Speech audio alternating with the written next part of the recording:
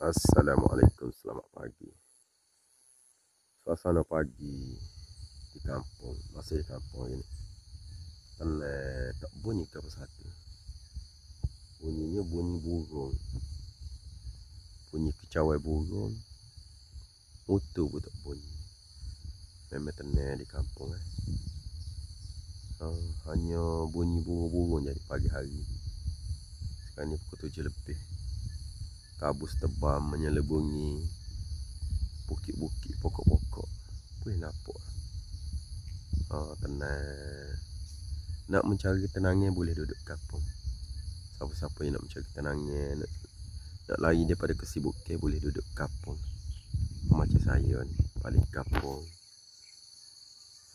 Relax kampung ni, tenang-tenang otak. Okay, selamat pagi semua dah.